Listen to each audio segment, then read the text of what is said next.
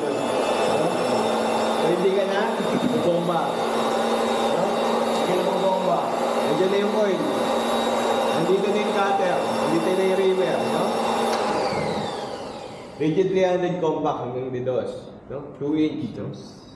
Half inch, 2 inch. No? More than that, 4 inch. Ito na. Ayun, malaki. Pero pareho lang yan. No? Pareho siyang system. Pareho lang yung system. Ganun lang din. Cut, Trim thread. No? Okay. Cut trim thread. No? Pareho lang siya. No? So, dito, sa threader natin, ito yung pinakamabenta namin threader. Ito yung pinakamura namin threader. Pero usually malalaki. MDC, EEI, DMCI, sila na yung mga bumibili ng mga 4 inches. Kasama nga sir. Hindi sir. Ano? Yung trolley, sir. Yung trolley, wala yan. Hiwalay sir yung trolley. Okay. Walang, pero ang maganda rito, fold yan. Foldable siya. Usually naman sir, sa Pilipinas, usually fabricated lang. Oo, fabricated Diba? lagi. So, pinapatong nila. Pero ang isa sa mga tip, no, pagka threading machine, ito, inclined to by half inch. Kung dito kayo pupunta, dito yung view nyo. Inclined yan by half inch, hindi yan pantay. Hindi level. Hindi siya level. Bakit? Oo. Yung oil, tama. Yung oil dapat bumabalik. Bumabalik. No? Yung iba, sa site, construction site, level yan, nila ginagawa. Tapos yung oil na uubos. Bakit? Pag tinanggal nila yung pipe, nahuhulog na lahat doon sa loob. Kasi yung pipe, yung oil mo bumabagsak Papasok din sa loob. Papasok dyan, nahuhubos. No. Sir, kumakain ng oil yung machine nyo. Pero dahil hindi naka-incline yung Hindi nakita. in kanilang stand. No? Yung pinabricate nila, level. No? Level siya. So ito, is incline ng So may konti. purpose din pala yung incline niya. May purpose yan. No? So hindi nakikita agad. So ito, napo-fold, pwede mo i-transport. No? Kasi hindi magaan to eh. No? Lalo na yun, pag pinuha tayo, ito yata ang bumubuhan niya. No? Dati nakalagay yan dun eh. Nilipat. Oo, tapos nililipat dito. Diba? So, ang hirap. So, yun. Lalo na pag nasa site ka, tapos wala kang stand. Wala kang portable stand. Ito, napafold to eh. Pwede mong parang wheelchair lang. Ito sir, applicable to sa mga ano, yung mga sa mall chiller. Chiller na ginagawa namin. Pwede. Ito, may dalawang grease nipple. No, maintenance lang ito ay grease nipple. No? Grease gun, pasok ka lang every 2 to 3 weeks. No? Wala nang ibang maintenance to. Kailangan mo lang linisin yung mga ribaba kasi usually naiipon yan dyan. No? Again, si Waltermark, yung ribaba nila hanggang dito na ata eh. Hindi ko alam bakit hindi nila nililinis tapos nasisira yung machine nila. No? So, pakita natin bago yung sample natin.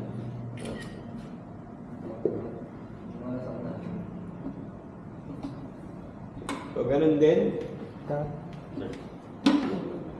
Cut, trim thread. Yung mga nasa harapan po, pwede po gagawin sa Ganun. Nasa harap.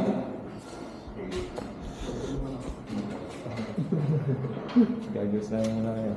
Gagasa mo yan. Safety, safety. May goggles ka. Gagawin Yung pinaka nasa harap daw. Yan. Pwede sabi mo pag-cut rib thread Anong page mo sir? Anong page mo? Max Steel Squad. Ano? Ay, hindi sa YouTube yun. Sa YouTube. Yung Max Steel Squad. Talaga. Check ko na lang pagka. Mostly, hindi naman ako gano'n nagsasalita. Biyahe lang talaga ano ko nun. Konting repair, mga basic maintenance sa motor, change oil. Okay. On off switch. No? On off switch. Ganun lang din, no? Quarter turn. Quarter turn. Quarter turn. Quarter. Quarter.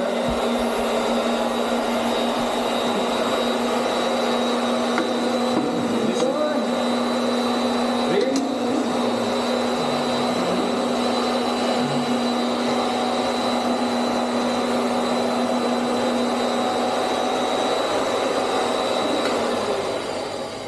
Maikli yung pipe natin.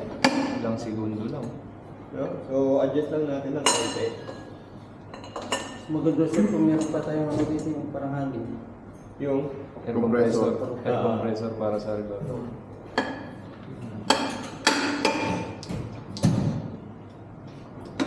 Yun nandun sa dulo sa release. Release na sa dulo.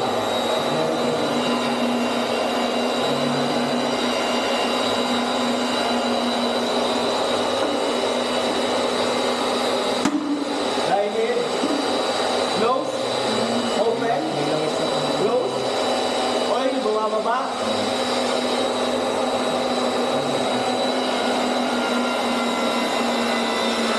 Less effort, no? Kahit tawag nyo na nga yan eh. Nakain na yan dyan, no? Sarili nyo lang po yung naglalakad. Pagdating sa dulo, katulad kanina, open.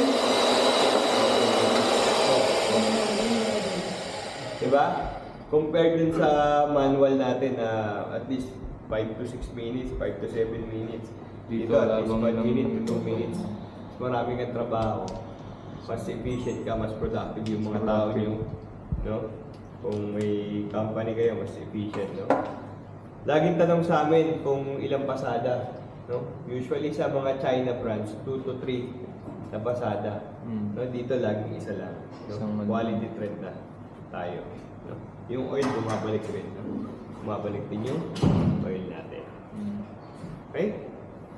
Sir Jay, pwede daw po kapag shoot yun sa trailer, medyo layo daw po sila, para po sa safety. Tapos yung nakagaggles lang daw po, yung mag-hands on po. Oo, sige. No problem. Okay. Sige.